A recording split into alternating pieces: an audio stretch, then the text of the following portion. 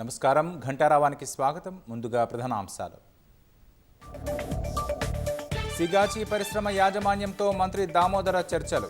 తమ వారి ఆచూకీ చెప్పాలంటూ కుటుంబ సభ్యుల వాగ్వాదం.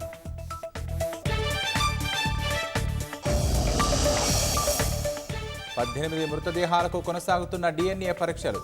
చికిత్స పొందుతున్న వారి పరిస్థితి నిలకడగా ఉందన్న దామోదర.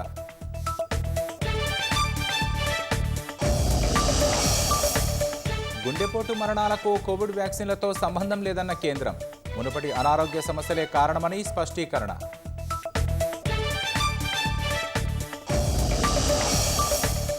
పహల్గామ్ ఉగ్రవాదులకు సహకరించిన వారిని శిక్షించాలన్న క్వాడ్. సరిహద్దు తీవ్రవాదానికి వ్యతిరేకంగా చర్యలకు డిమాండ్.